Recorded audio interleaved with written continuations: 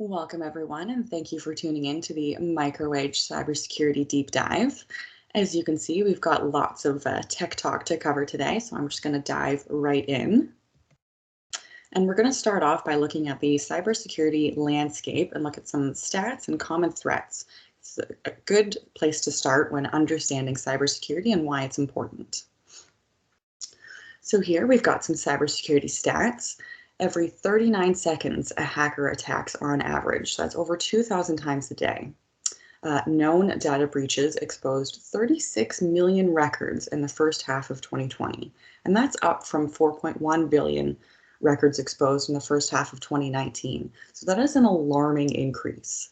The average time to actually identify a breach was 207 days, and between identifying a breach and containing a breach, it was 280 days. So that's most of a year. That's a very long time for a cybersecurity incident to run rampant through your environment. And 43% of cybersecurity attacks are actually targeting small businesses, 60% of which will go out of business after experiencing a breach. 48% of malicious email attachments are office files. So just because you see a .doc or a .ppt or a .exe for an Excel file doesn't mean that it's safe. You always want to check your sources. A laptop is stolen every 53 seconds. That's also fairly alarming. So you want to make sure you've got your drive encrypted in case your device is ever stolen. In 2018, 93% of malware was observed to be polymorphic. And what that means is that it was able to rewrite itself to get around traditional antivirus. So that in itself is also fairly alarming, the fact that there is malware out there that is designed to get around antivirus. In 2019, only 58% of businesses that experienced a data breach actually reported it to the necessary regulatory bodies, and only 48% actually informed their customers. And the big one, why we're all kind of here and tuning in today, is 95% of cybersecurity breaches are due to human error. So it's so important to train your staff and make sure they understand their role in protecting your business in terms of cybersecurity. And here we'll look at some common threats. Spoofing being still fairly common. Cybercriminals will impersonate another brand or person that you know in the hopes of getting you to enter personal information and spread malware throughout your environment and bypass controls and firewalls. Phishing is absolutely the most common way that threats are getting in. Phishing is when emails deliver spoofing attempts or malware, those wonky little attachments. Social engineering is also very prevalent. You'll see that quite often on Facebook, where people are posting, 25 questions, get to know me better. What's my maiden name? What's my favorite color? My favorite band name?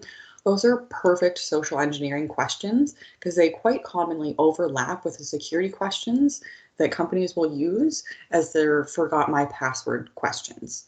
So you want to watch out what you're posting on social media. Then there are brute force attacks, which are not quite as common, but still quite prevalent. And that's when a hacker attempts to decode an encrypted data by trying as many password combinations as possible. So they're just hitting your password attempts over and over and over again.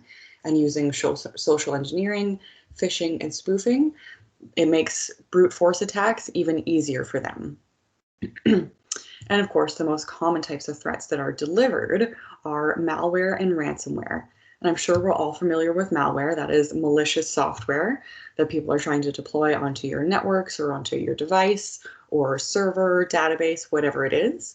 And then, of course, there's ransomware. And similar to malware, it is, malicious software. But with ransomware, they're generally asking for something in return before they release your device, data, or network back to you. And there's actually something called ransomware as a service, which has been on the rise. So a lot of cyber criminals that maybe weren't able to write or code their own ransomware are able to outsource it to another malicious software writer. So it is definitely on the rise. And a lot of tech talk on the blogs these days are saying that ransomware as a service is going to be the biggest concern this year. All right. So further looking at the cyber landscape, we're going to look at compliance and liability because it's very important to understand your role in compliance and liability in the cybersecurity landscape. So first, let's look at the GDPR, or a General Data Protection Regulation. And this is the toughest privacy and security law in the world. It binds organizations to very, very strict rules about using and securing your personal data, customers, donors, personal data, anything like that. And the fines for violating the GDPR are extremely high. They max out at $20 million or 4% of your global revenue, whichever is higher. Plus, there's a potential for compensating for damages as well. So it's important to understand your role in following and being compliant with this. Even though it is a European Union regulation and law, it still applies to Canadian businesses. And with that said, Canada is actually working on our own privacy and security laws, which are said to be even stricter and have even harsher penalties. The GDPR ties directly to your cybersecurity policy. So again, it's great that you're here and learning about this. Great rule of thumb when you're starting to look at a cybersecurity policy is access control, secure connections, absolutely no exceptions. So here is a cybersecurity framework to help you be compliant with the GDPR.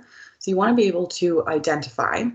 So you should develop an understanding of the environment in order to access or assess the level of cybersecurity risk to your system, assets, and data. The next step is going to be protecting. You need to develop and implement proper safeguards to limit or contain the impact of any potential cybersecurity threat to your business or organization. Your next step is the ability to detect. You should have the ability to identify cybersecurity incidents very, very quickly. As I said, the average life cycle of a threat is about 207 to 280 days for complete containment. So really want to cut that time down as much as you possibly can. And of course, our next step is the ability to respond rapidly as well. So if a cybersecurity attack actually occurs, your organization must have the ability to contain the impact of that so it doesn't spread. So it's important to have a solid response plan in place. And of course, lastly, you have to be able to recover swiftly as well. You should have a plan in place that helps you restore your organization's capabilities and services that may have been affected by the cybersecurity incident. I'll touch a little bit more on that throughout the presentation. But let's have a look at cyber liability. So 60% of small businesses that experience a data breach will go out of business within 6 months, as I mentioned previously. So it's important to understand liability and the fees and costs around liability because they can be staggering. As I mentioned, the GDPR can max out at $20 million. I know a lot of businesses wouldn't be able to stay afloat after that, but it's not just that as well. There are liability fees. You have to pay out to regulatory bodies. You might have to pay legal fees and lawyers to help with damages. And then, of course, there's the hit to your reputation as well. You might have to pay crisis management expenses, e-commerce. You might actually end up paying out to ransomware if you don't have proper protocols in place. So there are a lot of fees to consider when looking at cybersecurity, just on the remediation front. Protecting yourself, of course, there's going to be fees, but in terms of remediation, if you don't have a proper plan in place, those fees can be exponential. Okay, so now that we've gone over all the scary stuff, let's look at how you can actually protect yourself. So we're going to touch on layers of security and some tips and tricks that you can very easily implement. Password hygiene, working securely while working remotely, and phishing. So here we're going to look at our layers of security. And our very first layer is going to be dark web scans. And this is an invaluable insight as to whether or not there might be current risks associated with stolen credentials from your organization. So it's a great way, just a little snapshot to see if cyber criminals have your info and might be looking to attack. Our second layer of security is going to be a firewall. And this is the protective, like ozone bubble around your business. That is your secure firewall network. It's going to stop any unauthorized or malicious connections from entering your network. Our third layer of security is going to be the endpoint detection and response, or more commonly referred to as EDR. And that is like on-device protection, similar to antivirus, but I will dive into that a little bit more momentarily. Our fourth layer of security is going to be patches and updates. It is super important to keep your computer and firmware up to date. I know we're all very busy people, and most commonly you'll see that little pop-up in the corner of your screen saying, hey, Windows has an update or Mac has an update. Would you like to do it now or do it later?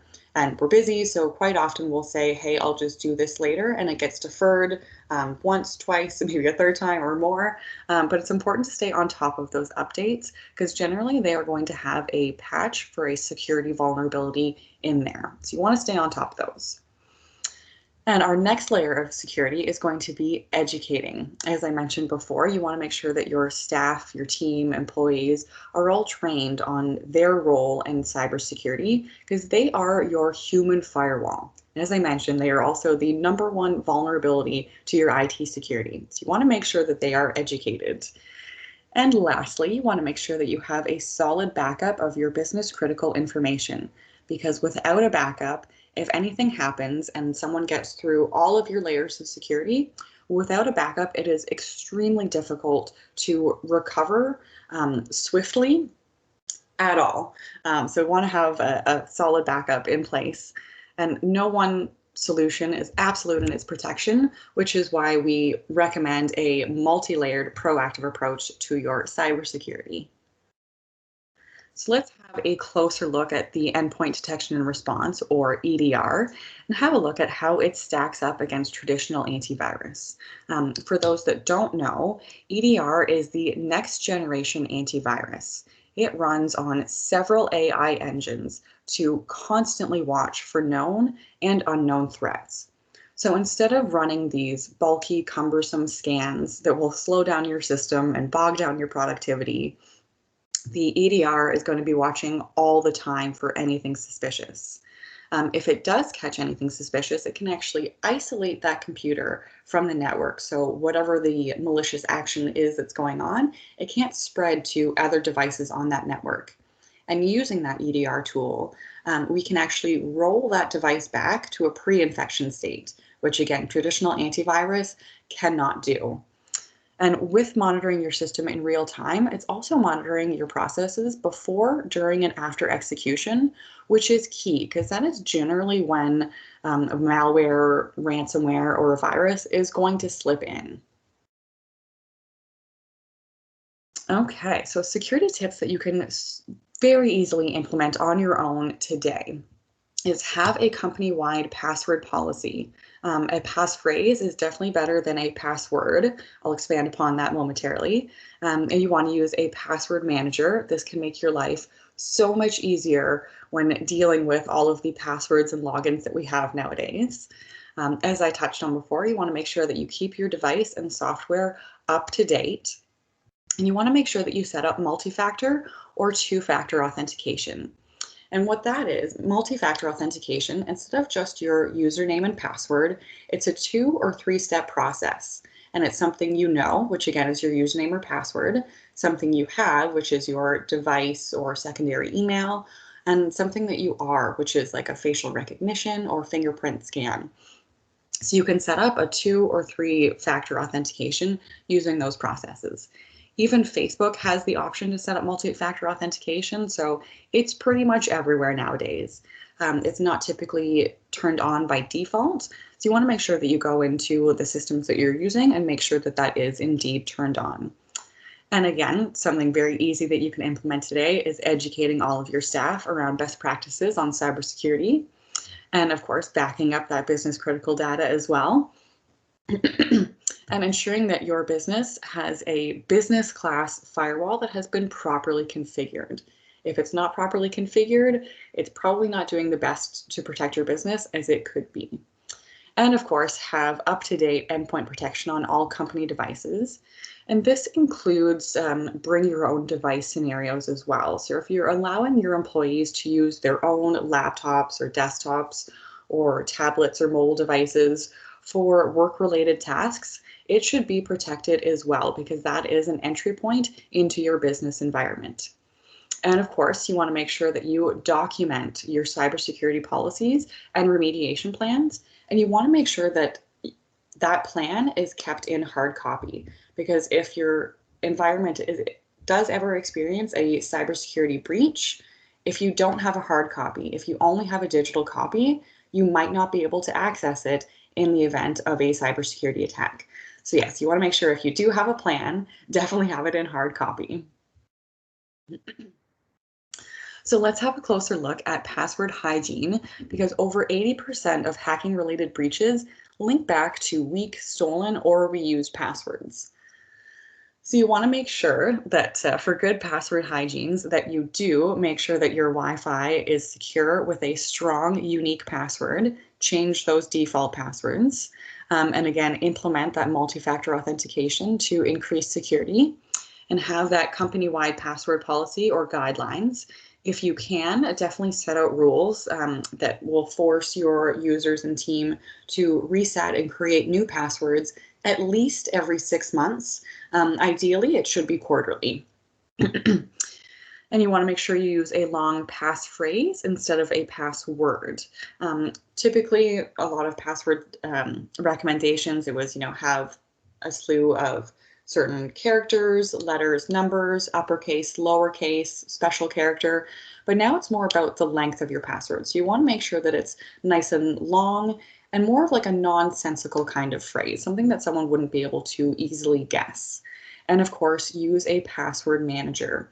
And if you are going to use a password manager, make sure that your master password that you use to get into your vault of passwords is extremely strong, and absolutely 100% use multi-factor authentication for your password manager. Because if someone ever gets into your password manager, they have the keys to your kingdom, basically. So it's very important to keep that password manager very, very secure. Don't use your default passwords. Never share your login credentials. Never store those credentials in plain text. And make sure that your work email is used for work tasks, and keep all of your personal tasks associated with personal emails. And now for working remotely, the number of, this is important, guys, the number of reported cybercrimes increased 300% since the beginning of COVID. The main contributing factors to this is the increase in remote work. So here are some really, really important do's and don'ts to make sure that your team is staying secure while working remotely to protect your business. So you want to make sure that your antivirus or next-gen AV is current and up to date.